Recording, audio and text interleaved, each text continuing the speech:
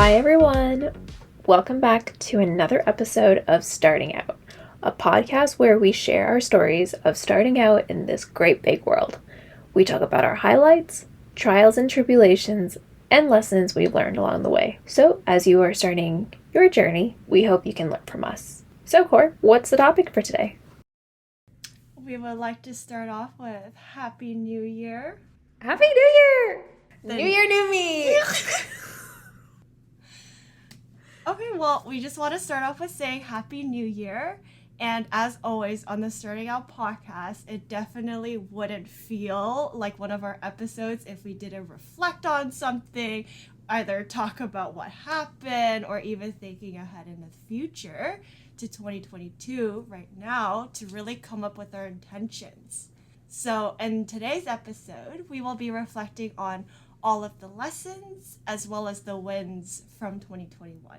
Although the questions we're asking today to each other might seem a little bit simple, or it might not seem like, it took us much thought, but rest assured, we really kind of sat down with these questions and thought about kind of how we want to approach our 2022 year. And we would definitely love to talk more about these specific questions in depth in future episodes, because if we go in depth, it will be like a 2-hour long episode.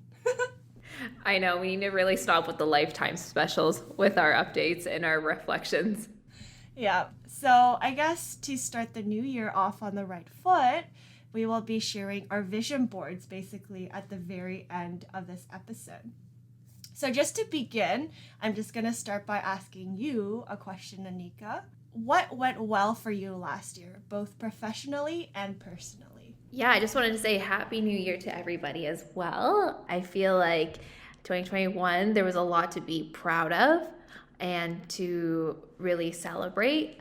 Professionally speaking, I actually switched jobs and I felt that it was incredibly satisfying to take a leap as to where I was going to move my career in a new direction. And then personally, I actually have my own home. So I am not a homeowner, not in Toronto, but I have a place that I can call my home.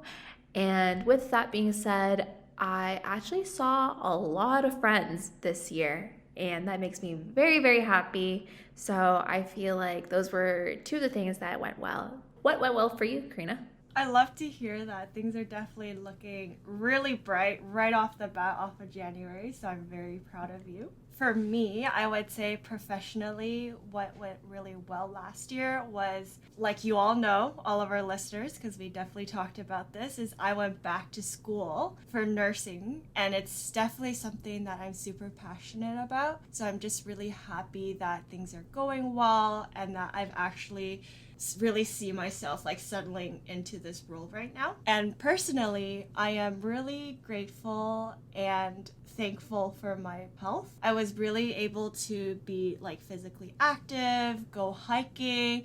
I was able to go to Alberta and go to Banff and Jasper and everything because I'm able-bodied. I was just so thankful I was able to do these. Yeah, having a great health and a body where you can move around. I'm always grateful for my legs, for my able-bodied friends out there. If you can move your body, that's a good one. All right, so on the other side, on the other flip side, what didn't go so well professionally and personally? Karina? I think professionally and my career-wise, especially before I went back to school for nursing and I was still in marketing, I didn't really know where I wanted to go within that field, and I just felt misdirected.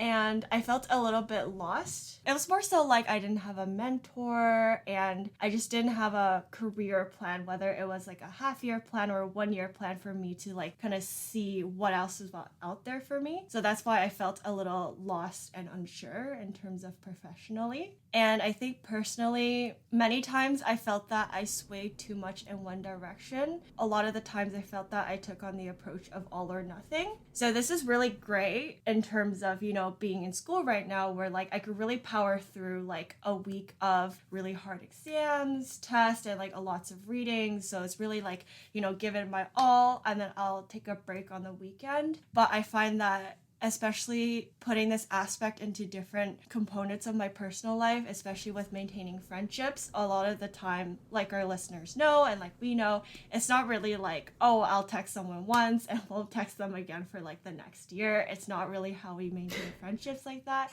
So obviously mine wasn't that bad, but the worst it's gotten is like I've waited like a week to respond to some text. So I've noticed this, and I've definitely been looking at my response times and been kind of decreasing that time. Yeah, it's really hard once you have a lot of things going for yourself, managing and taking the time to like respond back to everyone. And yeah, it's a difficult one. I feel like it comes in like ebbs and flows with these things. Yeah, for myself, I feel like professionally, we love the 20s. We love the 20s so much. Where, yeah, I didn't exactly know where I was going, more towards, because so I had a year of employment at this old company, and I knew I wanted to do something different in terms of like either within the company or starting to like entertain the idea of like maybe I should look elsewhere. So it's just that I didn't know exactly where I was going, and I had a lot of uncertainty as to what my next step was. And I feel like sometimes when we're in that position, yeah, it doesn't feel like the right time to take a chance, or it doesn't feel like it's the right time to be thinking of these things. And I thought that really put a spotlight on what didn't really go well professionally, because I knew I wasn't satisfied with what I was doing. But it all worked out. Personally speaking, I guess, changes episode. Yes. If you haven't, the TLDR is no one can really predict your life. So I feel like where it didn't go well was sometimes you just have to like move on from stuff before you're 100% ready. And like I say that didn't go well because I wouldn't have pictured this life that I'm living right now. So getting to this point, I had to sit with a very uncomfortable truth about myself of being like, yeah, I'm not happy where I'm at, or I'm not satisfied with where my life is going. And I feel like this question is kind of weird as well as like what didn't go well. It's like, what happens if your whole life is like not going towards the direction you want to go? So it's not just one specific thing. I think coupled with professionally, it wasn't where I wanted to go either. So it was more of like a downward descent for a little while. Yeah, and I'm so sorry to hear that. I know, like, we've talked a lot, definitely off the podcast, about things that's been happening, and you definitely have grown so much. Even though things, like, went south, like, real quick, like we talked about in the previous episode, but I think, like, you bounced back, you're going to therapy, you have a new place to call your home. It's like things are definitely looking more up for you, and I'm very proud of you. Thank you. So I guess the next question would be, from the things that did go well, like I just talked about, like, what did you learn from them? Yeah, I feel like my independence and my dreams should be honored, right? So I feel like when I leaned into that, a lot of things were going well in that sense, right? So if I leaned into my dreams of like, I do want to work at my certain company right now that I'm working for, or if I wanted to do bigger and better things, or like if I wanted to take more control of like what I wanted to do day to day after work and my weekends, I should have listened to that voice a little bit sooner. And I feel like taking the time to make tough decisions and having conviction to see it through, right? When we're in the thick of it, we can't see it. But what went well was I actually had the conviction of, okay, I'm going to go find that place. I'm going to pull through and do the interviews and make the leap, and have a bit of a month of like, it was a little spotty, but just being like, okay, I'm going to take the month to actually go make a big change. I feel like that was a really great thing to do, of like pushing through. And I only got to those things that went well for me is because I did that. I liked how you talked about really leaning into things that, even though like throughout the process it might not seem like you're gonna get through it, but break it down day by day, and you're like, okay, like let me just focus and like lean in on one thing at a time. And then when you're through it, you look back and you're like, I got a place all by myself. Yeah. Right? And it's kind of like surreal to see like how resilient, how strong you are as a human being. So I think mine kind of is very similar to yours, where really allowing myself to like lean into things in terms of more so day-to-day life, especially being back in school, and like especially seeing you're working full-time and like you're really stressed sometimes, and like it's not a typical like 9 to 5 sometimes. It's like you definitely bring more work after 5 p.m. And sometimes we really get bogged down in like the day-to-day life, and we tend to forget the bigger picture, as this is more so like philosophical, but I feel like we tend to forget like the bigger picture as to like what is our purpose on earth. Yeah. Right? And especially last year, still being in a pandemic and being unsure of where I'm heading in my career, I think at the end of the day, it's like I'm just really grateful for my good health, and I am really grateful that I am able-bodied. And sometimes I'm like, you know what, I could do things and you could do things. And I'm like, I never thought I could hike up a mountain, but I did. There you go. It actually kind of goes into the next question of like, what did we learn from things that don't go well, and the things that we went well. Is I honestly think that resiliency is such an awesome trait to master. Yeah, I feel like a lot of the times when we see hard things, we're like, oh my God, I could never handle that, or I could never deal with that many things and all that. But you have to look back on your life. And I like that you were like talking about having the bigger picture, because when you look back, you have problem solving skills. Yeah. Okay. Like you have so many problem solving skills. And remember, there are so many problems you've dealt with, and you've overcame each and every one of them. And now you're here listening to our podcast. Right at this moment, you've overcome every single issue up until this point. So I feel like what I learned from the things that didn't go well is that I almost forgot I had all these problem solving skills. And now when I look at my life now, I'm like, okay, I actually did that. And if anything, it makes me a lot more fearless. It's like once you survived like one of like the worst moments, or like one of the worst moments, I feel like the future is so much more manageable, because you're like, no, like bring it on, universe. That is not the vibe. That is not the vibe. But I feel like if you have like higher aspirations and all that, I feel like the times that didn't go so well, you almost give yourself evidence, right? You give yourself almost like, here are all the times where you actually were able to overcome these things. So why don't you go shoot for the moon or go through the things? It's not like when you go shoot for the moon and all of a sudden you're like, that's it, I have no skills. Yeah. Right? If anything, you add layers and you add more to your tool belt. And yeah, that's what I learned the most from the things that didn't go so well, is that resiliency is such a great trait to have in your toolkit. I think resiliency, like you said, like it's like you forget how people and yourself are incredibly resilient, and like how much hardship they go through in their life. But I think another important point that I got from what you just said is when you go through like these hard things and you kind of look back, you're like, oh, I did it. Figuring out and realizing how independent you can be without like validation and without relying on like someone else to kind of like either it's like providing for you, being there in every decision. Because there are people out there who's like, oh, like I'm gonna do everything on my own, and it's totally fine. But I feel like for those people who are like, oh my gosh, like I need to rely on someone, and it's like I need to go to someone to tell me if this is okay to do. It's almost like we said, like leaning in, go with the ink. Like you don't need anyone to tell you, sweetie, you're doing amazing. It's like that would be great, but if you don't worry about it, because you don't need validation from anyone. As long as you think you're doing a good job, and it definitely shows. That's all that matters. That's all that matters.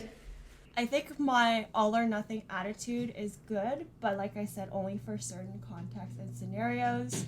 So I think I definitely learned to have a more balanced approach to connecting with friends and like reaching out in a more timely manner. Because obviously, like Anika knows this, but and like all my other friends know this, but sometimes like, yeah, sure, like you get bogged down with like work, school, you know, sometimes you just don't have the mental capacity to respond to someone's text, because you don't want to just be like, oh haha, okay, like a quick like surface level reply. You still want to put some thought and effort into it, and I totally get that at the end of the day it might not be something you want to do, but I kind of learned that I try to make it a priority, because I learned that because one of my values is friendship and like building these relationships. So if that's my value, then I want to do stuff that kind of supports that value.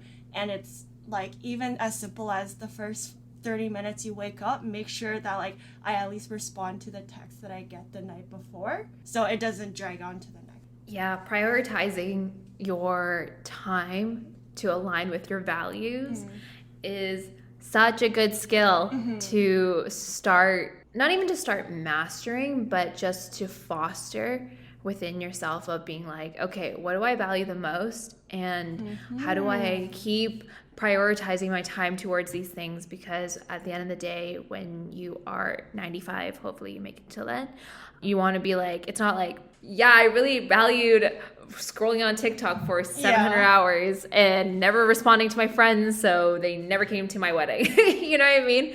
So yeah, it's definitely a work in progress, and I'm glad you're working on it. I'm glad that is something I like your all or nothing attitude though, because I feel like it always like pushes us. And we're like, okay, we got to go for it. We got to do it. I think it's like a good balance between us, because when I have like, when I'm on the nothing part, it's like that's when you come in and you're like, okay, let's go. And then it's almost like a cycle and like a routine of like me like being on, and then you kind of like being busy with work and stuff. And then it's like the roles reverse. So I feel like in whatever relationships you can have, it's like that other person to kind of like support you in that sense when you're like feeling a little bit off, or like things are just a little busy and like you just need a breather. It's like have someone step in and they're like, okay, don't worry, like do your thing, like things will still be here and not in flames when you get back. Exactly. So I know we talked about like aligning our task and like whatever we're doing with ultimately what we value. So at the very end, what is on your vision board? So what are some things that you really value and some intentions that you want to bring into 2022? Yes, really big question over here. So I feel like we can break it down to like personally and professionally, and maybe we'll even host our vision boards. Like you can see, we just did it on Google Slides, and we just pulled images that really spoke to us and resonated. We tried not to like do like anything too random, or too general. We tried to get really specific. And one thing that I loved about the vision board was when I showed it to a friend, they were like, oh my God, Neeqa, like that picture looks exactly like what we just did. Going into personal, one of my big goals was to actually host more at my house. I feel like I haven't had the space to do so. And the fact that I had like a charcuterie board, and like we're trying not to eat that much cheese in 2022, but we had like a nice spread going. And my first photo on my vision board was a really nice charcuterie board, and it was in this beautiful kitchen by Athena Calderon. If you know, you know. But my friend literally was like, oh my God, that's literally this photo. And I was like, yeah, we're manifesting having more people at the house. Obviously with COVID and everything, like we want to be safe, but it was safe in that area, and it was just with literally 2 other people. That was great. I also got an Apple Watch, so... She's a different person now. Yes. I've been wearing North Face, and I've been acting different with my Lulus. And her AirPods. And my AirPods Pros come through. Yeah, I felt like fitness is like a really big part of having a body that is healthy and that has the ability to go see people and do things. So when I think of hiking or whatever, I don't want to be unfit. And then I wanted to travel to Ireland, which is happening. Isn't it so crazy? I feel like I'm like checking off some of my vision board manifestations. So I wanted to go to Ireland to go see a friend. I've already booked a trip to there, so stay tuned. And then 2 last things for personally is just to make time for creativity, making art, and making my space beautiful. I really want to honor the creativity side of things, and as well as making my space a reflection of who I am and not being like, oh, I live here just for the sake of living here. Been always like, oh, I'm on the go. I have no time to make. But now I'm like, I have the time. This is my home. Might as well make it nice. So that's personally. And then professionally is I work for a global company and I want to make sure my ideas get to the US. It's not something that I'm like, I have to do it. It's more like I can do it. I think there's like a bit of a difference there where I have the ability to share my ideas, and I actually know I can make good ideas that are world-class, best practices, all that good stuff. So I want to keep doing that in the new year, and obviously keep up with this podcast. It's a joy. Let's just say that. Yeah, and then I also thought about my business. If you haven't signed up to our newsletter, I need to get that started again. But I feel like I got a little bit of clarity as to what I want to do, and yeah, just keep going with it, right? And I'm trying not to like beat myself up over things. And I love that my mood board was very connected to the personal aspects of like, hey, I want to make time for creativity and make art and stuff. I would love to dabble in packaging and making nice, like just nice Instagram accounts and all that. And I feel like that goes back to creativity and making time for play that way. I know it's like a business that I want to get started, but like it's something that I want to keep going with. And it takes time to build a business. I also think that this is a really great way to pinpoint what needs to get done now and what I want it to be like in the future. It just kind of puts you on a path, I find, so that you're not overwhelmed and you have big ideas for it. How about you? What is on your vision board? Those are such great things on your vision board. And I already love how you're already checking things off by booking a plane to Ireland. So hopefully things go well. And for me, I think personally, personal and professional, I'd say, but really live more in the present and kind of lean in like we talked about and just be more adaptable. I know especially with COVID, it's kind of hard to be like, oh, like I want to do this and I want to travel here. And like really like it's hard to see your plans come into fruition because things change every day, right? So some things are really out of my control. So I really want to just be able to like say to myself, it's okay if I don't accomplish this. And like, it's okay if like some days I'm like, you know, leaning more into one thing and the other days I'm like not really feeling it. So just allowing myself to have a space where I can do that and like be okay with that and not be so hard on myself with that. I also want to make a TikTok or even like an Instagram account even for my cooking and baking. So I've been sending a lot of photos and videos to Anika and she's always like, wow, what's the recipe? So although a lot of the stuff like I get from other bakers or cooks online, I would still love, it's almost like a memoir for me, written by me before me as well. I was like, why are we making a memoir? In memory of me, by me. It's like I just want a place to be able to like show for myself like what I've made in the past, because some days I'm like, I made something amazing like the past week and I show Anika, she's like, oh, that looks amazing. I'm like, I forgot what I made because I make so much stuff. So I would love to be able to show Anika and other people, a lot of my friends, what I've been cooking and baking. Before I used to read more nonfiction, but now I've been reading more fiction books just to like switch it up a little. And I've been finding a good balance because I kind of switch back and forth between like fiction and nonfiction. So I just finished a fiction book and we're definitely going to talk about it in a future episode, do a little book reflection. It's also something that's on my vision board is every like between the 30-minute period of when I wake up, I kind of read a little bit then. And in terms of professionally, so especially for school, for nursing, I actually have my first clinical, although it's online. It's like an online simulation, but still, it's like my first nursing student clinical. And I know a lot of people get like excited and like nervous about it. So I kind of put it on here because I think every week I want to do like a little bit of a reflection as to, because this is like real life nursing. So I think I really want to do like a weekly reflection of like feelings to see like, oh, like, you know, if this is actually something I like what I'm doing, and how I could kind of apply this to like different aspects of nursing. And I think ultimately finding a nursing mentor as well, I think that's something I'm missing. Like I do have like a lot of friends and stuff who's in nursing, but it's more so like, oh, like how is work, like what do you do? But I feel like it's more so navigating the academic aspects of like how do you balance school and like clinical.